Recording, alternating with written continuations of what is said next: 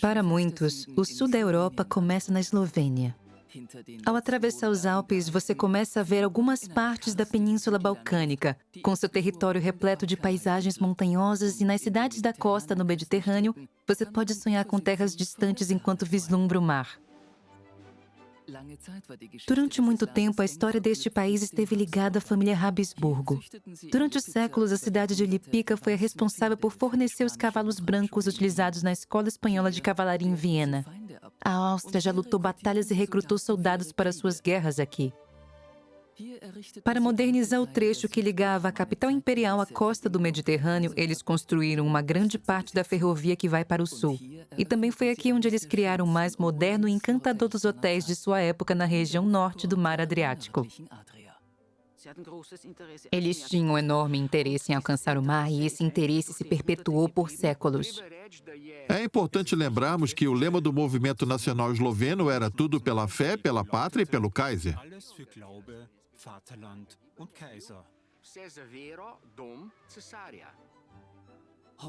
Hoje, a Áustria e a Eslovênia são estados democráticos, parceiros, e buscam, por meio da iniciativa Diálogo da Vizinhança Austro-Eslovena, iniciada em 2020, dentre outras coisas, explorar sua ancestralidade comum por meio de eventos e outras atividades e apresentá-la às novas gerações.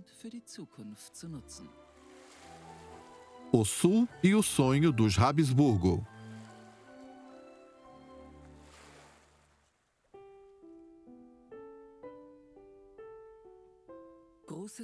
Durante séculos, muitas regiões da Eslovênia estiveram sob controle dos Habsburgo. Apesar disso, este estado, fundado em 1988, guarda poucas recordações do período em que esteve sob domínio austríaco. Os artefatos da era imperial, em sua maioria, se encontram em museus, como este busto do Kaiser Franz Josef no Museu Municipal de Ljubljana, que era originalmente um monumento que ficava na capital eslovena.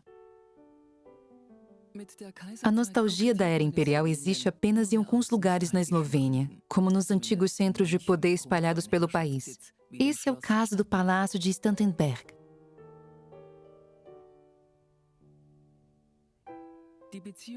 Porém, os Habsburgo tinham uma relação muito próxima com este país, bem mais do que os indícios do período após a Segunda Guerra Mundial costumam indicar.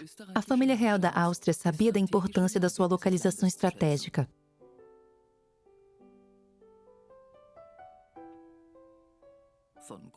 O país possui um acesso facilitado à Itália e ao Mar Adriático. Essas rotas são tão importantes para a Eslovênia hoje quanto foram na antiguidade.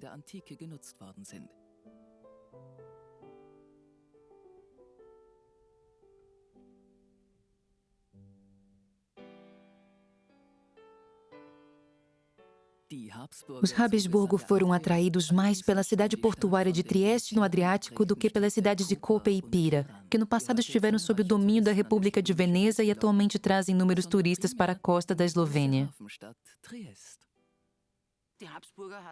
Os Habsburgo tinham um interesse enorme e fervoroso em expandir a fronteira sul do Império. Eles queriam uma passagem para o mar.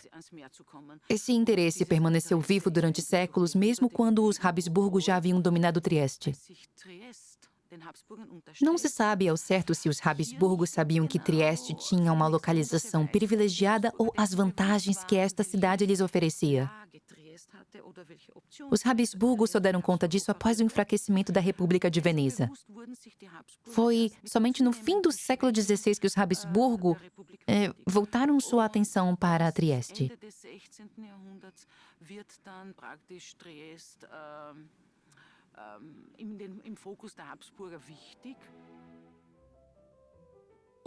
Apesar das tropas de Josip Tito terem liberado Trieste no fim da Segunda Guerra Mundial e um censo demográfico de 1910 ter mostrado que havia mais eslovenos vivendo em Trieste do que na capital da Eslovênia, foi a Itália quem ficou com a posse da cidade. Trieste seria a parada final da ferrovia que ligaria a capital imperial Viena à costa do Adriático. A construção dessa linha teve início na década de 1840, ligando inicialmente as cidades de Ceilê e Ljubljana, na Eslovênia. Ela foi finalizada apenas em 1857, quando o trecho que ligava Ljubljana a Trieste foi concluído.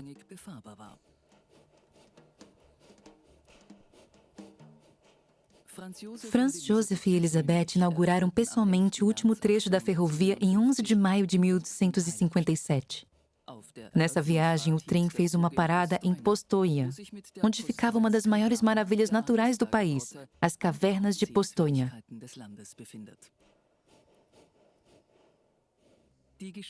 A história da segunda maior estalactite dentro de uma caverna possui ligações com a Casa Imperial da Áustria. A primeira visita real a esta caverna ocorreu em 1815 com Franz I. 3 anos depois, quando a caverna estava sendo preparada para uma segunda visita do Kaiser, o explorador Lucas Sess descobriu uma galeria que dava acesso a um sistema com 21 quilômetros de túneis.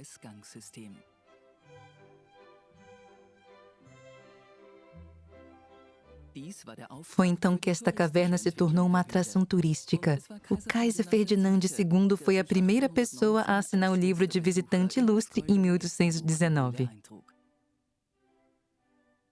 O Kaiser Franz Joseph ficou tão encantado com a caverna que a visitou uma segunda vez em 1883, no aniversário de 600 anos da anexação da região de Carniola aos domínios dos Habsburgo. Naquela época já existia uma ferrovia dentro da caverna. Ela também foi a primeira caverna do mundo a ter energia elétrica. Com a realização de bailes dentro da caverna de maneira recorrente e a abertura da primeira agência de correio subterrânea, que funcionava todos os dias em 1911, Postojna foi capaz de criar muitos outros atrativos que contribuíram para seu sucesso no turismo.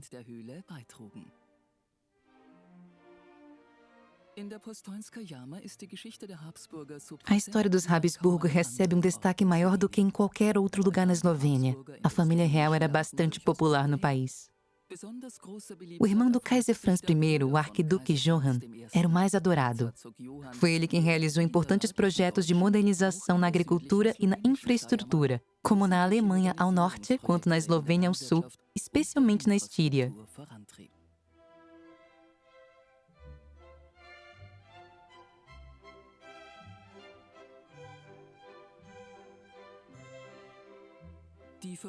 Também podemos ver a proximidade da Eslovênia com os Habsburgo no fato de que até mesmo os círculos nacionalistas não tinham inicialmente o interesse de se afastar do sistema monárquico, desejando estabelecer uma monarquia eslovena para os eslovenos seguindo o modelo húngaro. É importante lembrarmos que o lema do movimento nacional esloveno, e em especial a ala mais conservadora, era tudo pela fé, pela pátria e pelo Kaiser.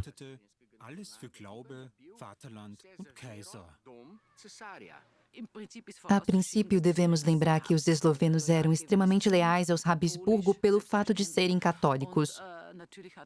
Os eslovenos também compuseram um hino ao Kaiser Franz Joseph, que reinou durante um longo tempo. E, além disso, eles também celebravam datas importantes para o governo austríaco todos os anos. A Ponte do Dragão foi construída entre 1900 e 1901 em homenagem ao 40º aniversário do reinado do Kaiser. Essa foi a primeira estrutura feita de concreto armada em Ljubljana e é uma das primeiras e também uma das maiores pontes de jubileu deste tipo na Europa. Os eslovenos tinham grandes expectativas em relação às aspirações reformistas de Franz Ferdinand, o herdeiro do trono austríaco. Naturalmente, Franz Ferdinand incluiu as elites políticas de todas as nações que compunham o Império Austro-Húngaro nas reformas que ele havia concebido. Para elaborar seus planos, ele dialogava com a Eslovênia e tinha ao seu lado figuras importantes tanto dos movimentos políticos quanto culturais da Eslovênia. Mesmo após o assassinato de Franz Ferdinand, os líderes políticos do grupo iugoslavo no parlamento tentaram conseguir a independência dos territórios sob o controle dos Habsburgo da Eslovênia. Mas, eventualmente, isso teve um fim. O Manifesto Imperial feito por Karl I veio muito tarde. O povo havia se mantido leal e esperado por tempo demais. Há relatos de que um dos presentes durante a leitura dessa carta disse: "Agora é tarde, Sua Majestade." Isso ocorreu poucos meses antes da abolição em definitivo da monarquia com o fim da Primeira Guerra Mundial.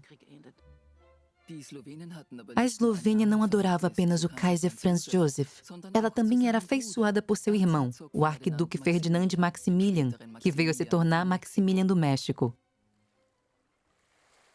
O destino de muitos eslovenos que acompanharam o arquiduque em sua fatídica aventura do outro lado do Atlântico foi quase esquecida pela história.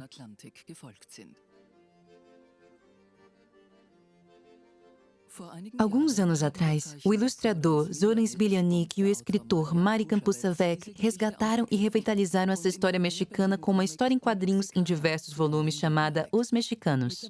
Recentemente, ela foi traduzida para o alemão.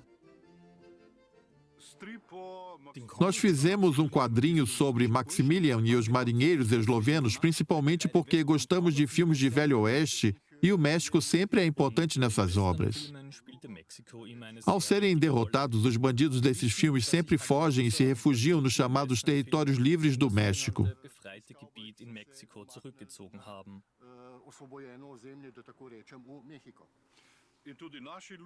No quadrinho, homens que não têm dinheiro algum, que cometeram algum crime ou que possuem um casamento infeliz, decidem partir em cima de uma grande aventura liderados pelo Kaiser Maximilian do México.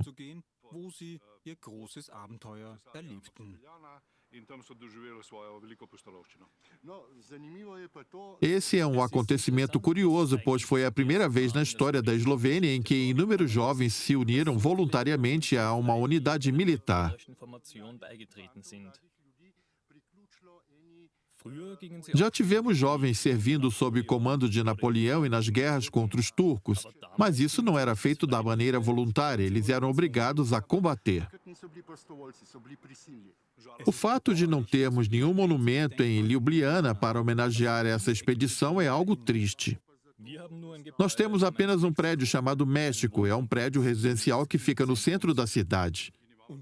E o nosso quadrinho, que fará muito sucesso pelos próximos 100 anos.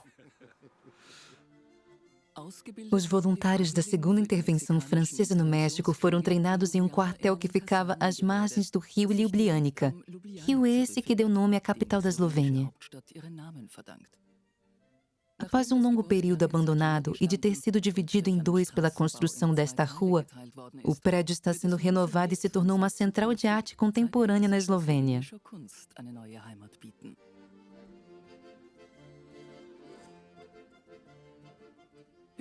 Antes de Maximilian ter se tornado rei do México com a ajuda do imperador francês Napoleão III por ser um exímio marinheiro, o arquiduque chefiou a reestruturação da Marinha de Guerra Imperial e atuou como seu comandante e chefe. Após a derrota da Áustria na Batalha de Solferino, ele e a esposa foram morar no Castelo do Miramare, construído a mando dele na costa do Adriático, próximo a Trieste e que hoje fica na Itália.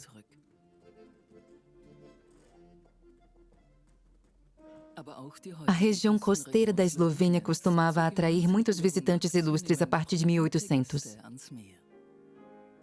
O distrito de Piran, onde antes ficava o singelo porto de Portoroz, foi transformado em um resort de luxo à beira-mar no final do século XIX.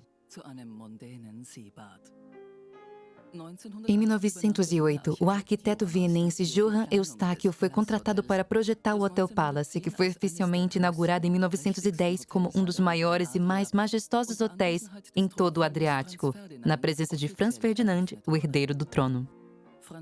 Relatos dizem que Franz Ferdinand havia visitado este hotel à beira-mar acompanhado de sua família pouco tempo antes de ser assassinado em 1914. Após 1945, inúmeras estrelas do cinema visitaram este maravilhoso hotel, incluindo Sophia Loren, Lex Barker, Adriano Celentano e Marcello Mastroianni. O charme dos monarcas do Danúbio ainda pode ser visto aqui, em Portoroz. Já a ligação próxima e duradoura entre as cidades portuárias de Koper e Piran, como a cidade de Veneza, está em todos os cantos.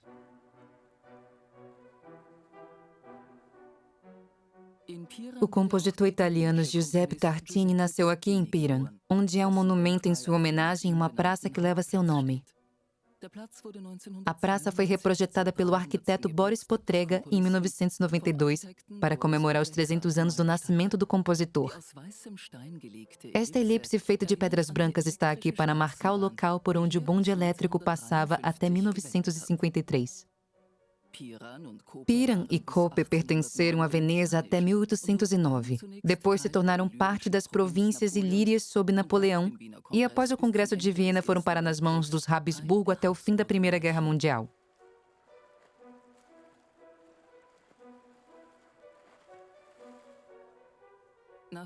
Após a guerra, a região passou a fazer parte da Itália e o uso do idioma esloveno em locais públicos foi banido. Mesmo após a Segunda Grande Guerra, o destino dos territórios livres de Trieste na região costeira da Eslovênia permaneceu incerto por um longo período. No fim, Koper e Piran foram integrados à Iugoslávia em 1954.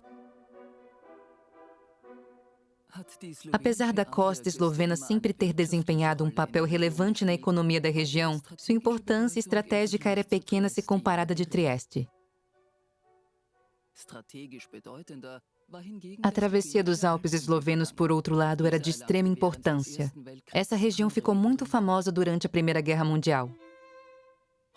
Ainda hoje, estruturas como o Forte Cluse permanecem de pé como testemunha dos horrores da frente de Isonzo, chamada assim devido ao nome que os italianos deram ao rio Soca. A missão das tropas italianas era cruzar as Dolomitas para chegar a Trieste e à bacia de Ljubljana. Após 11 ofensivas italianas, somando 100.000 baixas entre mortos e feridos, os italianos conseguiram tomar apenas a cidade de Gorizia. Na 12ª batalha, as potências centrais obtiveram a vitória e conseguiram avançar até o rio Piave, mantendo o controle da região até o fim da guerra. Entretanto, os territórios ao redor de Cluse já estavam sendo disputados bem antes disso. Em 1809, as tropas de Napoleão invadiram a Áustria, passando pela travessia de Predil e travaram uma batalha no castelo de Hermann. O castelo recebeu esse nome em homenagem ao capitão Johann Hermann von Helmersdorf, após morrer em batalha. Hermann também recebeu um monumento por seus feitos.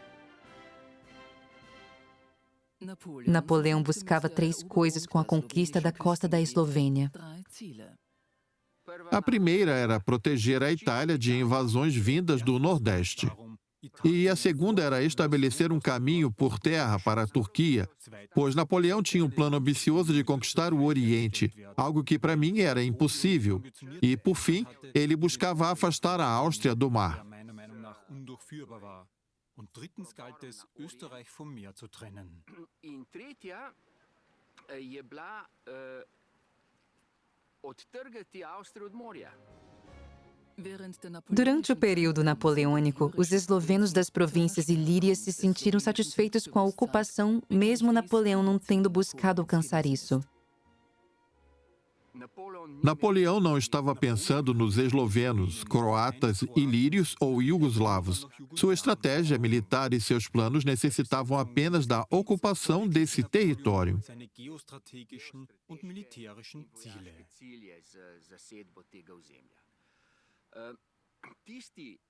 A pessoa responsável pela melhoria das condições de vida era o seu governador-geral das províncias ilírias, o Marechal Marmont, que incluiu a língua eslovena na educação primária e secundária. Essa medida buscava tornar a língua eslovena relevante. Ele exigiu que Valentin Vodnik, um intelectual da Eslovênia, escrevesse todos os livros da educação primária e secundária da região em esloveno. Napoleão deu fim, mesmo que por alguns anos, ao domínio dos Habsburgo, que teve início com a derrota de Ottokar II da Boêmia em Dorkkreuth em 1278, sendo essa a primeira vez em que áreas da atual Eslovênia foram integradas às posses da Áustria.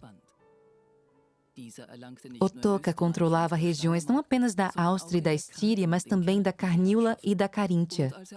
Com a conquista de Friul, ele estendeu seu poder dos Sudetos até o Mar Adriático, mesmo que por um curto período de tempo.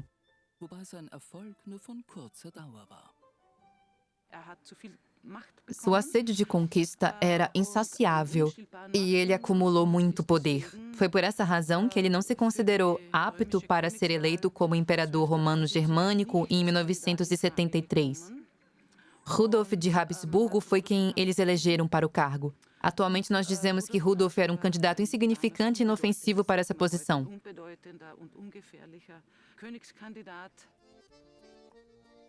Na época, o Ducado da Áustria estava longe do tamanho que a nação tem hoje, enquanto o território da Eslovênia era dividido em inúmeros países. A Eslovênia era formada pela Carniola e partes da Estíria e da Caríntia, todos eles parte do Império. A região oeste da Eslovênia pertencia à República de Veneza desde o fim da Idade Média. Já a parte leste da Eslovênia, hoje conhecida como Prekmurje, pertencia ao Reino da Hungria. Rudolf IV de Habsburgo foi imortalizado na história da Eslovênia por fundar uma cidade. Em 1365, no mesmo ano em que ele havia fundado a Universidade de Viena, ele construiu a cidade que se tornaria Novo Mesto, que em alemão é conhecida como Neustadt ou Rudolfswerk. Com isso, o Duque da Áustria queria um entreposto comercial importante que conectava a Hungria ao Mar Adriático.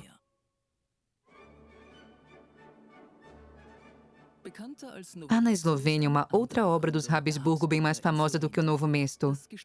O Aras de Lípica, que era de onde inicialmente vinham os famosos cavalos brancos da Escola Espanhola de Cavalaria em Viena.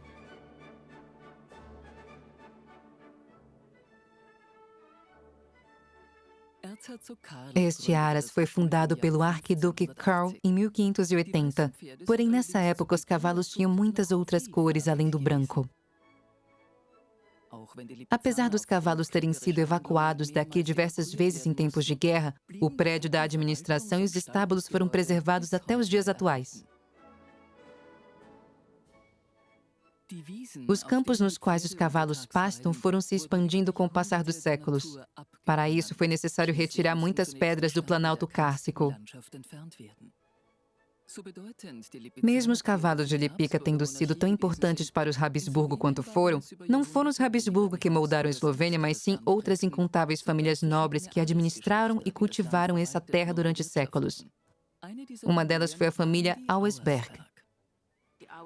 A família Auersperg estava toda concentrada na Carniola e se limitou a ocupar esse território desde a Alta Idade Média.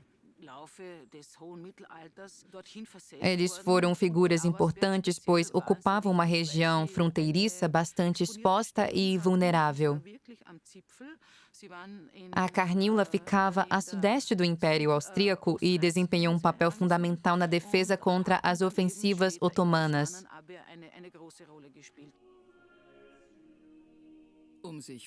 Para se protegerem dos ataques otomanos, várias igrejas fortificadas foram construídas. Uma das mais conhecidas e fascinantes dessas igrejas-fortaleza fica em Rastovlie, alguns quilômetros a leste de Koper.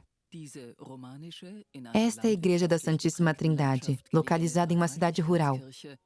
Ela foi construída no estilo romântico e possui diversos afrescos em seu interior. Entre eles está a Dança da Morte, pintado no fim do século XV.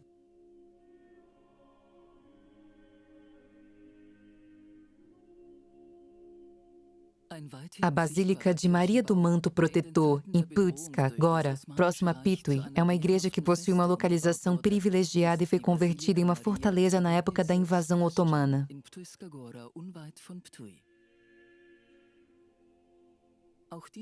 Este famoso ponto de peregrinação também possui afrescos góticos muito bem preservados de cenas da vida de Jesus que fica na antiga capela da Santa Cruz.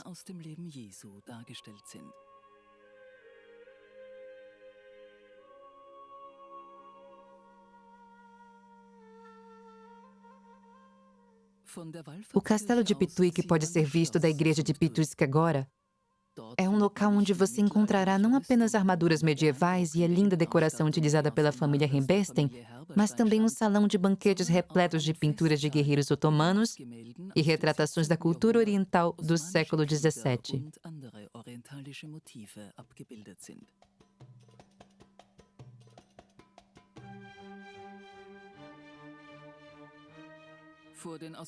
Refugiados das regiões da maioria ortodoxa da Sérvia fugiram da guerra com os otomanos nos Balcãs e se assentaram na Eslovênia.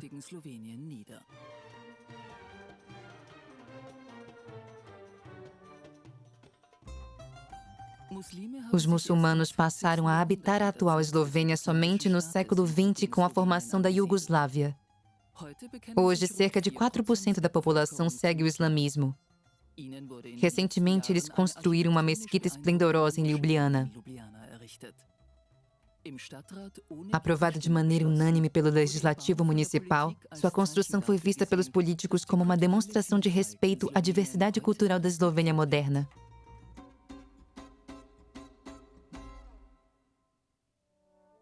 Além dos Auersberg e seus parentes, os Ostenburg também foram muito importantes para o desenvolvimento dos territórios eslovenos.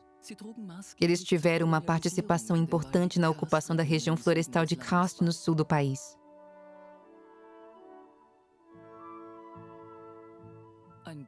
Podemos ver como os Ostenburg colonizaram essa região em um pequeno museu bilíngue na cidade de Koševje.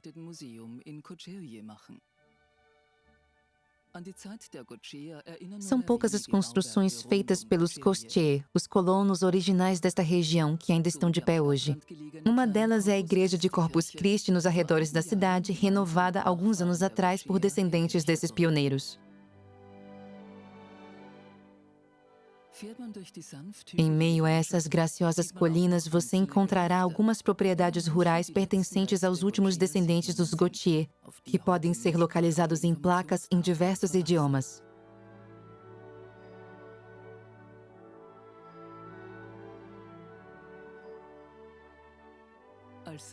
Diversos castelos da era medieval estão em excelente estado de conservação, mantendo vivas as tradicionais paisagens da Eslovênia até os dias atuais.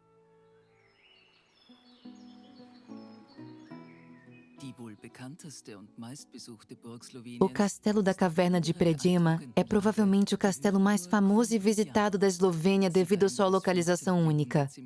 Ele pertenceu a Erasmus von Lueg no final do século XV, um vassalo dos Habsburgo que ficou conhecido como Robin Hood esloveno. Mesmo depois de resistir às tentativas de tomada do castelo à força, Lueg supostamente foi vítima de uma traição. Um criado utilizou uma vela para sinalizar que o comandante do castelo estava no banheiro. Após isso, tiros de canhão foram disparados contra o banheiro, matando Erasmus.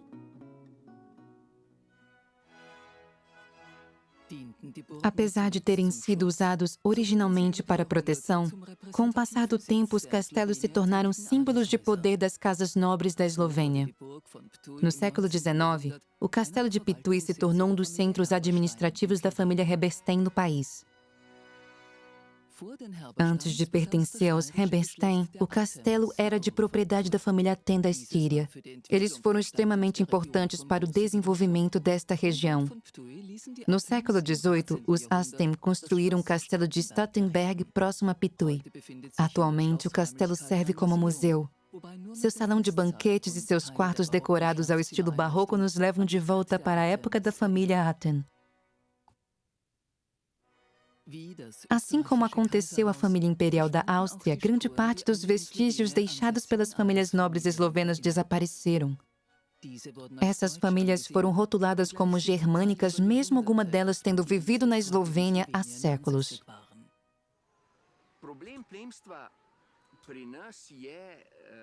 O problema para a nobreza do nosso país está no fato de que eles foram taxados de estrangeiros, de serem alemães mais especificamente, pelos eslovenos.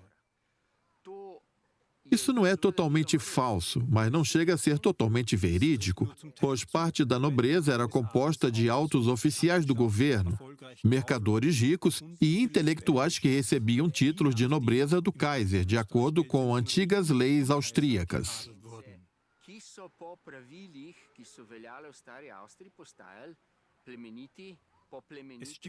É falso que toda a nobreza da Eslovênia era de origem germânica. Eu acredito que devemos associar essas pessoas às províncias que existiam naquele período, que até o século XIX possuíam identidades muito singulares.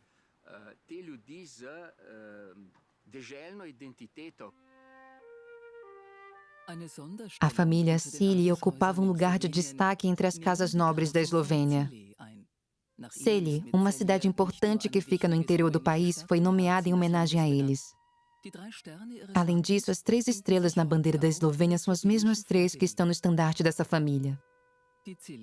No início, os Celi foram grandes aliados dos Habsburgo. No entanto, com o passar do tempo, eles se tornaram rivais, tendo ao seu lado poderosos aliados como Sigismundo de Luxemburgo e o rei da Hungria, que estavam ajudando os Celi na sua busca de se tornarem um reino independente.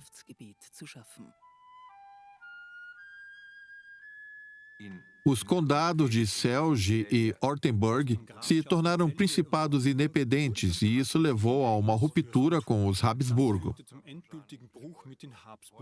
O que se sucedeu foi uma guerra entre os condes de Celje e os Habsburgo, que se encerrou apenas em 1443. A guerra foi encerrada com a criação de um contrato de herança, porém a família Celi chegou ao fim quando Ulrich de Celje foi assassinado por parentes em Belgrado, em 1456, sem deixar descendentes, o que permitiu os Habsburgo se fixarem de vez na Eslovênia. Hoje você pode conhecer a fundo a empolgante história dos Celi no recém-reformado Museu de Celje. O museu também conta a história da cidade, que é ainda mais antiga, por meio de uma estrada e casas do período romano, encontrada durante uma escavação em seu subsolo.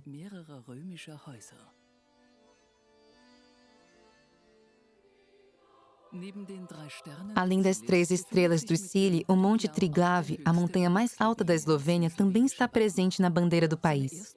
A primeira escalada do monte foi realizada com a ajuda do empreendedor, intelectual, escritor e mecenas esloveno Žiga Zojs. Ele costumava fazer reuniões com intelectuais de sua época, como o naturalista Balthasar Hackett, em sua mansão em Ljubljana. Em 1777, ele decidiu patrocinar a primeira escalada do Monte Triglav. Um ano depois, seu amigo Lawrence V. Lomitzer se tornou a primeira pessoa a alcançar o cume da montanha mais alta da Eslovênia. Após isso, vários alpinistas, tanto da Alemanha quanto da Eslovênia, começaram a se aventurar no Monte Triglav. O alpinismo aqui começou com os clubes de alpinismo da Alemanha e da Áustria, que instalaram placas sinalizando a rota em alemão, apesar de que apenas os eslovenos escalavam o Triglav naquela época. Em resposta a essa tentativa de apropriação por parte dos alpinistas alemães, os membros eslovenos deixaram a associação e fundaram seu próprio grupo. O padre e compositor Jacob Aliás construiu uma pequena torre no topo da montanha em 1895. Ela serviu de abrigo para os alpinistas e como ponto de referência para qualquer um que tivesse um mapa da cordilheira em mãos. Essa torre servia como símbolo da posse eslovena do Triglav. Além disso, ele também compôs a canção Ó Triglav, meu lar, como monumento musical para a montanha mais alta do país. Ela é uma montanha sem fronteiras. Por estar no centro dos Alpes Julianos, para mim é como se ela fosse a responsável por cuidar de outras montanhas. A importância do Triglav também está presente na arte contemporânea, que frequentemente reflete sobre a função da montanha como uma formadora de identidade. A mais importante dessas obras foi a do coletivo performista OHO, que homenageou esse símbolo nacional da Eslovênia em Ljubljana em 1968. Essa performance foi recriada em 2004 pelo coletivo artístico IRWN e também em 2007 no próprio Triglav por 3 jovens artistas que mudaram seus nomes para Janez Janša, o nome de um político esloveno. E ainda mais importante para o Estado esloveno que a figura do Triglav é a língua eslovena, bem como o distanciamento da língua alemã. Idioma esse que muitos eslovenos consideram ser um elemento do imperialismo cultural. O coletivo artístico NSK já abordou esse tema em suas obras. Com a ajuda da monarquia austro-húngara, a cultura eslovena foi dominada pelo idioma alemão durante mais de um milênio. Esse foi o ponto de partida para as obras de arte do coletivo NSK. Porém, a NSK não utiliza em seus trabalhos críticas diretas ou ironia. Pelo contrário, ele fala sobre a superidentificação, um conceito elaborado pelo filósofo esloveno Slavoj Žižek. A superidentificação ocorre quando o artista se identifica com algo que ele normalmente estaria criticando.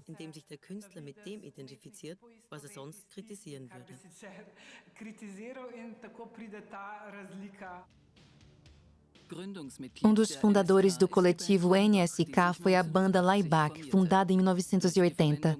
Ao usarem a simbologia totalitária, eles lançaram um olhar crítico não apenas sobre o regime comunista daquela época, mas também sobre o fenômeno da cultura de massas. A banda usou deliberadamente a língua alemã, o que irritou muita gente na década de 90, incluindo antigos guerrilheiros iugoslavos.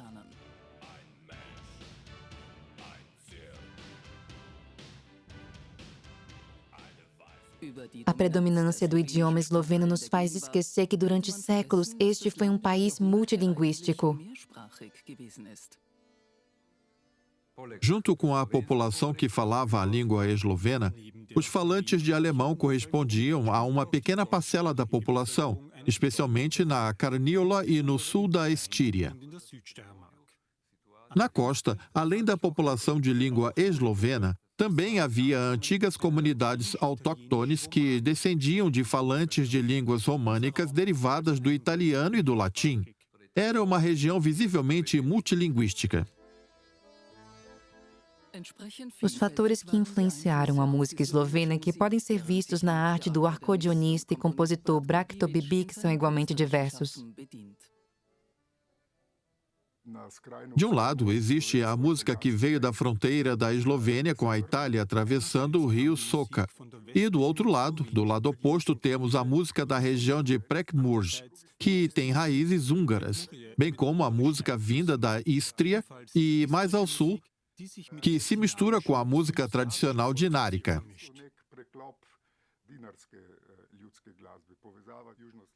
Do ponto de vista da música tradicional, podemos dizer que a Eslovênia, de certa forma, é uma fronteira ou uma sociedade de fronteira.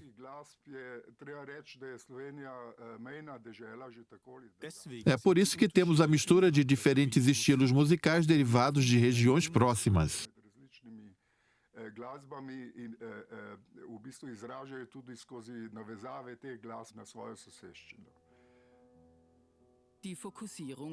Medidas para a valorização da identidade eslovena e para o uso consciente da língua eslovena surgiram pela primeira vez no século XIX em consonância com os movimentos nacionalistas que estavam se espalhando pela Europa.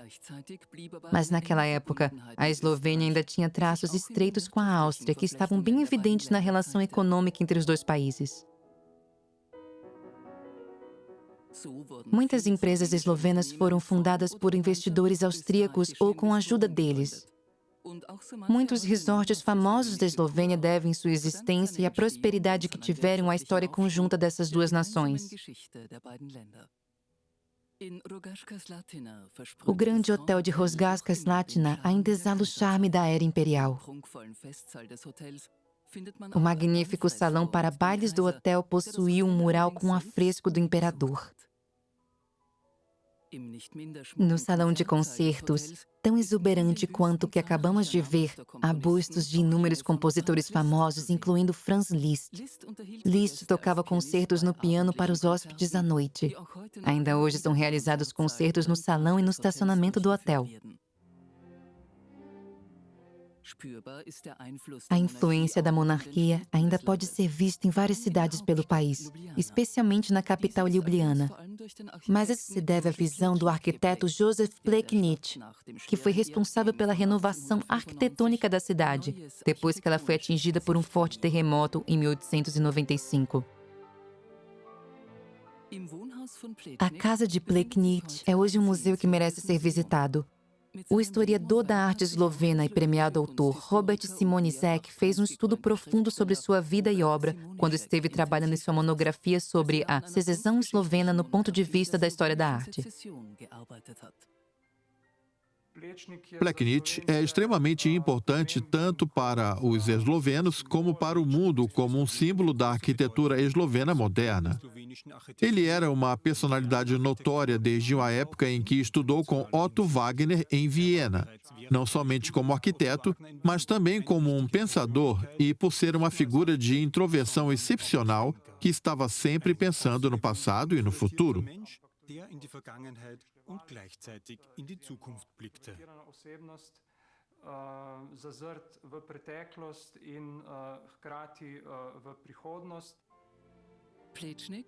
Plečnik nasceu e cresceu no período monárquico.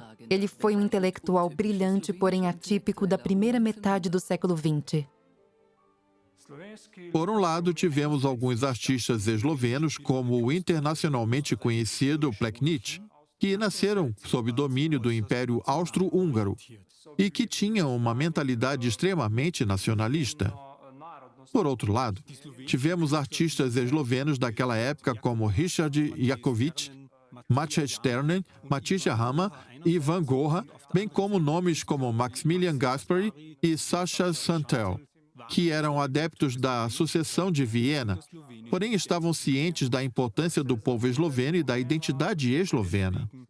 É por isso que o lema que esses artistas viviam em Viena adotaram era do povo para o povo.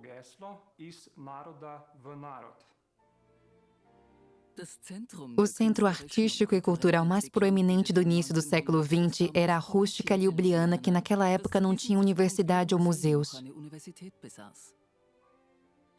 Foi aqui onde os artistas se reuniram e realizaram a fusão de diferentes ideias e estilos de arte, desde o impressionismo até o simbolismo e a secessão. Jože Plečnik é um grande exemplo da emancipação da Eslovênia do Império Austríaco.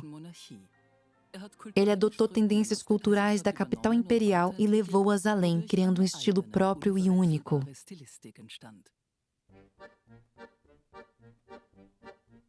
O forte sentimento de orgulho nacional e, posteriormente, o governo comunista de 1945 foram os responsáveis por eliminar os traços da história que o país compartilhava com a Áustria. E em 2020, com o ano da Iniciativa do Diálogo da Vizinhança, os dois países, hoje soberanos e membros da União Europeia, estão criando constantemente obras que documentam a longa história que eles compartilham e que fazem reflexões sobre o assunto. Na Casa de Cultura de Viena, a amostra Quando Gestos se Tornam Eventos apresenta 16 obras de jovens artistas eslovenos e austríacos.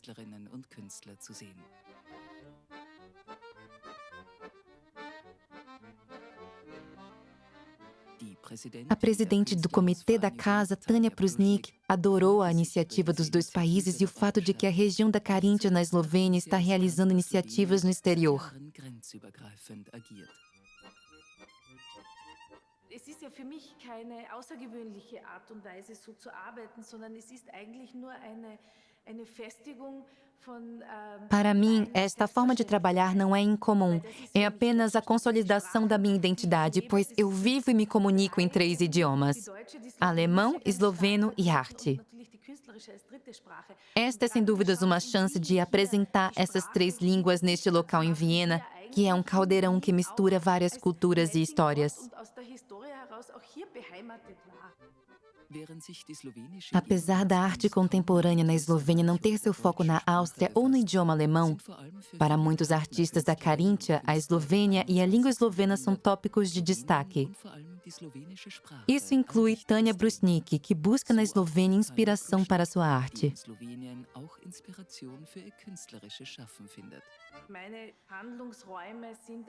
Meu trabalho abrange toda a Eslovênia. Eu me sinto em casa quando estou na costa da Eslovênia e faço muitos trabalhos por lá. Eu também acabei de realizar um trabalho envolvendo o aniversário do plebiscito da Carintia, que foi exibido em Piran.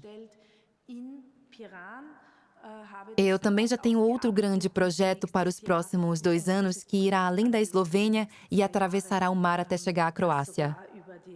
Slowenische Grenze über das Meer zur kroatischen Grenze führen wird.